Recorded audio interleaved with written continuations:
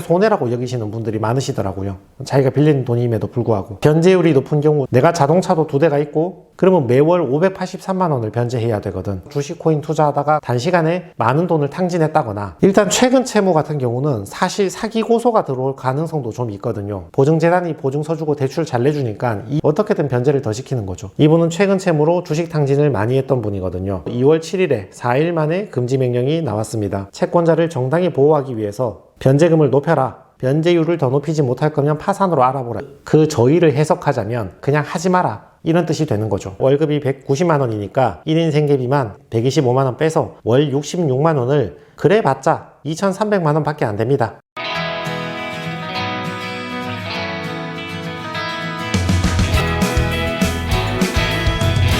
자, 개인회생을 하면 내가 얼마나 탕감받는가, 내가 얼마나 변제하는가, 여기에 대해서 궁금해 하시는 분들이 많으시죠. 이런 분들은 변제금이 높다, 변제율이 높게 나올 것이다, 여기에 대해서 설명을 한번 드리겠습니다.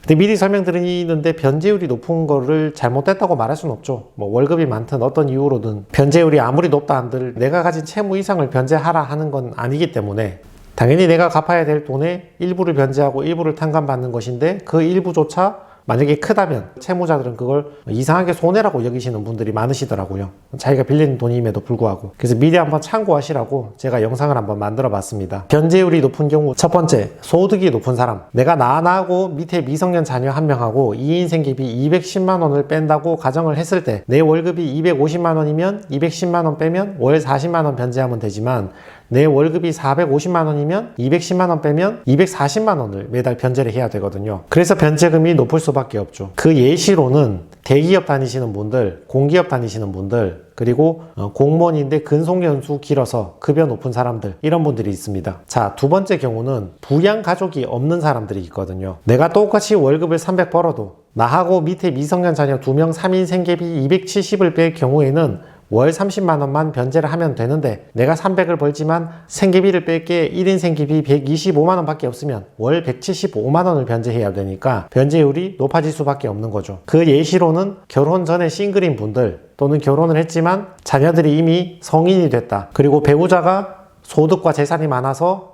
미성년 자녀가 있지만 나의 부양가족으로 넣기가 쉽지가 않다, 이런 분들이 있습니다. 세 번째가 청산가치가 높은 사람들이거든요. 청산가치보다 내가 3년 동안 내는 변제금이 더 커야 됩니다. 그러니까 내가 가진 청산가치가 커질수록 변제금은 더 커지겠죠. 청산가치란 무엇이냐? 재산하고 똑같지는 않은데 그냥 재산이라고 생각을 하시면 됩니다. 내가 자동차도 2대가 있고, 내가 빌라나 아파트 같은 것도 있고, 주식 계좌에 돈도 많이 있고, 다 합치니까 청산가치가 2억 1천만 원이 나왔어.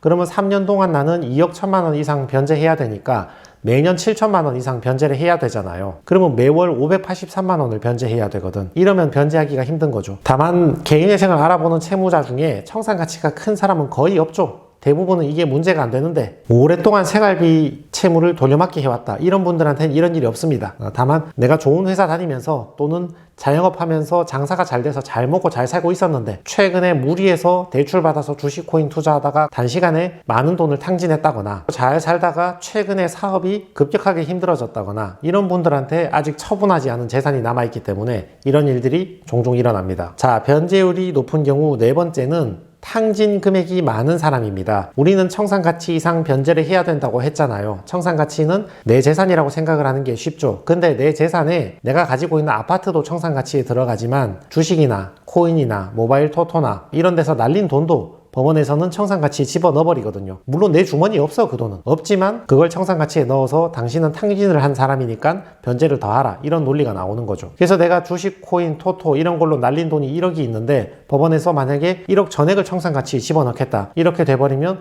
나는 1억 이상을 변제해야 되니까 3년 동안 1억을 변제하려면 연 3,300만 원 변제해야 되고 월에 270만 원 넘게 변제해야 되니까 변제가 힘들어지는 거죠. 자, 다섯 번째는 최근 채무입니다. 최근 채무라면 내가 오늘 12월 1일에 개인회생을 신청한다고 가정했을 때 작년 12월 1일부터 오늘 12월 1일까지 1년 동안 빌린 돈이 있잖아요. 특히 최근 3개월 내에 빌린 돈, 이것을 보고 최근 채무라고 하는데, 일단 최근 채무 같은 경우는 사실 사기 고소가 들어올 가능성도 좀 있거든요. 지난달에 빌리고 이번 달에 바로 개인회생을 들어간다는 말은 그 돈을 갚을 의사와 능력이 없었다는 말일 수도 있잖아요. 그래서 이런 경우는 사기 처벌받으면 아예 비면책 채무가 돼버리는 거고, 운 좋게 사기 고소가 안 들어오고 문제가 안 되면 법원에서는 청산가치에 반영해서 청산가치 이상 변제해야 되니까 변제금이 또 높아지는 것이죠. 예를 들어서요, 내가 월 1,000만 원씩 잘 버는 자영업자였어. 근데 코로나 때 보증재단이 보증서 주고 대출 잘 내주니까 2억이나 대출 받았는데 이걸 사업에 쓰지 않고 주식 코인에 투자했다가 망해서 다 날렸어. 그래서 잘 굴리던 사업까지 망하고 어디 가서 월급 200만 원에 취업한 거지. 이렇게 돼버리면 최근 채무가 2억이기 때문에 청산가치에 2억을 반영하는 것이 기본 원칙인데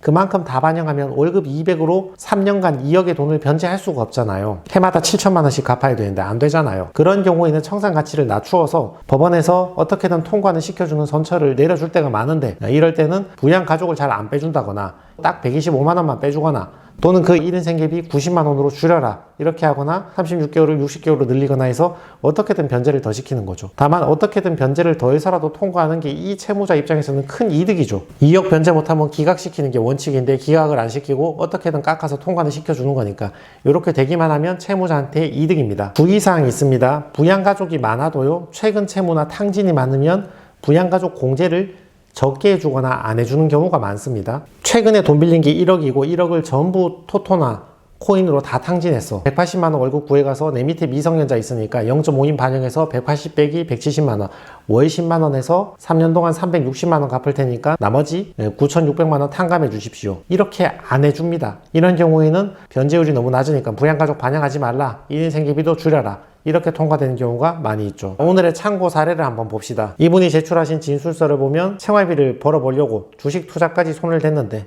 주식 투자에 실패해서 채무가 많이 늘어났다. 이분은 최근 채무로 주식 탕진을 많이 했던 분이거든요. 2월 3일에 금지 명령을 신청해서 2월 7일에 4일 만에 금지 명령이 나왔습니다. 부모님을 부양가족에 넣어서 변제금을 낮추는 거는 원칙적으로 인정이 잘 안 된다고 했죠. 부모님을 부양가족에 넣겠다 하니까 법원에서 바로 이렇게 까칠한 보정 권고가 나오죠. 채무자의 부모, 형제, 자매들이 나타나는 가족관계 증명서를 제출해라. 그거를 볼 때 형제, 자매가 있다면 그 형제, 자매들의 직업은 뭐고 한 달 수입은 얼마이고 재산으로 뭘 가지고 있고 채무는 얼마 있는가. 만약에 형제, 자매가 월급을 잘 번다거나 재산이 있다면 아니 그 양반들이 부모를 모시면 되지 굳이 채무가 있는 본인이 부모를 모셔야 될 필요가 있나? 최근 1년 동안 부모를 실제로 부양했다는 사실에 대해서 객관적 자료를 한번 제출해봐라. 이렇게 보정 권고가 나오게 됩니다. 그 다음 보정 권고를 보시면 채무자의 모친을 부양가족에서 제외하고 1인 생계비만 반영해서 제출하시기 바랍니다. 채무자가 힘든 사정은 알겠지만 채무자는 최근 채무가 많고 변제율이 너무 낮아지고 채무 증대 원인이 주식 투자이니까 채권자를 정당히 보호하기 위해서 변제금을 높여라.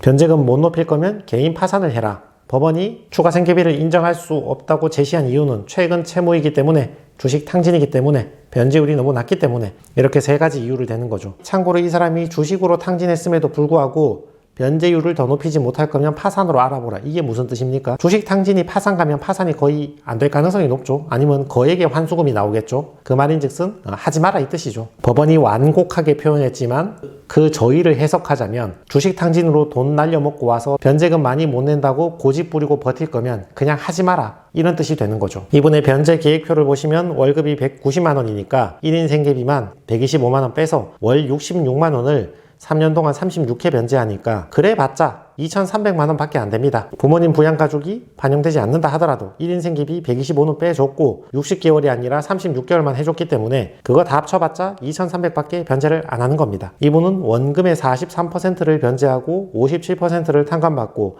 이자는 100% 다 탕감을 받게 되었고 전체 채무액 5,490만 원 중에 2,300만 원 변제하고 나머지는 탕감을 받게 되었던 거죠. 이렇게 개시 결정을 받았습니다. 그래서 개인회생에서 변제율이 높을 가능성이 높은 사람은 소득이 많은 사람, 부양가족이 적은 사람, 재산이 많은 사람, 탕진 금액이 많은 사람, 최근 채무가 많은 사람, 이렇게 5가지 유형이 있고 법원에서 경우에 따라서는 청산가치를 월급 금액에 맞게 줄여줘서 선처나 혜택을 주긴 하지만 그것도 많다고 변제 못하겠다고 고집 부릴 거면 법원에서는 그냥 하지 마라.